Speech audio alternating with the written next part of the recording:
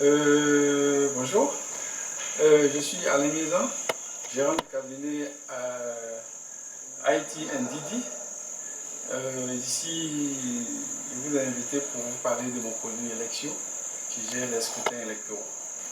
Donc, à ce sujet, je vous remercie déjà à Canal MSA TV et World TV d'être venus pour entendre parler de ce produit qui intervient dans le cadre des scrutins électoraux pour amener l'électorat à aller voter pour lui le jour du scrutin. Je reviens encore sur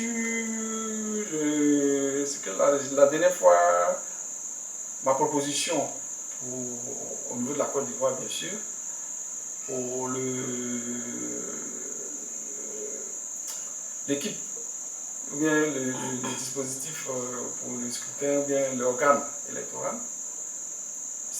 Ici, dans notre présentation de notre phase 2, on équipe les représentants des bureaux de vote de smartphones et d'applications. On équipe les superviseurs des lieux de vote de smartphones et d'applications. Mais si on revient sur le dispositif, même ma proposition, ou bien notre proposition pour l'organe électoral, on n'a plus besoin de superviseurs dans les lieux de vote. Puisque dans notre proposition, le candidat déjà suit le scrutin. Alors, ce qui sera utilisé par nous, nos clients, c'est les applications pour le rabattage vers les lieux de vote. Vous voyez, non? Oui. Voilà, c'est ce qui sera utilisé par nos applications. Donc, du coup, les APK à voter, les APK de suivi du scrutin, tout ça, ce ne seront plus à l'ordre du jour. Donc, la suite du schéma concernant la phase 2, les APK de rabattage vont exister, mais ça dépend de ce que le gouvernement va accepter comme proposition pour son suivi. Parce que nous, dans notre proposition, on n'a plus besoin de représentants. Le candidat n'a plus besoin d'avoir des représentants dans les bureaux de vote.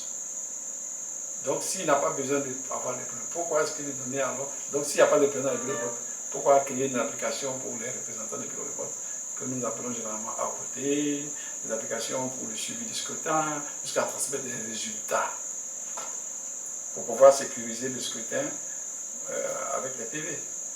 Si déjà le candidat peut suivre le scrutin, alors il va mobiliser son électorat à aller voter. Mais si lui, il a suivi la phase digitale, ce sera facile pour lui d'envoyer son électorat vers les bureaux de vote pour aller voter. Mais s'il n'a pas suivi et que c'est un candidat qui n'a pas travaillé avec élection, bon, il se débrouillera comme il s'est débrouillé pour avoir son électorat, pour aller voter. Parce qu'il aura aussi la plateforme que l'organe électoral lui aura proposée pour voir le taux de participation, les actions des électeurs le jour du scrutin. Voilà, c'est ce qu'on s'est dit. Parce que cette fois-ci, la phase 2 prend une autre tournure. Mais dans tous les cas, les APK de rabattage sont toujours nécessaires. Parce que les APK de rabattage utilisent l'électorat qu'on a eu durant la phase 1 pour les amener à aller voter. Mais la deuxième phase, cette fois-ci, en fonction de ce que nous avons proposé pour le nouveau organe électoral, les applications de rabattage vont toujours exister, mais les applications de à voter et de suivi du scrutin et du résultat du scrutin ne vont plus exister. Un contact téléphonique? Oui. Donc, comme je le dis, on a besoin que les choses commencent maintenant. Donc, si on peut nous contacter, c'est par WhatsApp au 07 78 43 61 69. 07 78 43 61 69. Si vous appelez ce numéro, personne ne va décrocher. Vous allez entendre des trucs comme des robots, parce que ce numéro-là est dans un serveur. Mais par contre, si vous envoyez un WhatsApp, il n'y a pas de souci. On peut vous répondre sans problème. Et lorsque vous enverrez, vous communiquerez avec nous par WhatsApp, on va vous transmettre notre schéma synoptique pour que vous voyez un peu de quoi on parle. Et puis après, on pourra prendre rendez-vous au bureau. Voilà. Donc, on est disponible pour le scrutin et on compte avoir beaucoup de candidats. Voilà, ce n'est pas une question d'argent, c'est une question de passion. Voilà, c'est une question de passion. Parce que si c'était une question d'argent, ben franchement, avec tous les clients qu'on a eu là, on serait très riche. Votre mot de fin? Ben, je dis toujours que des scrutins électoraux où circulent des données, on peut les digitaliser.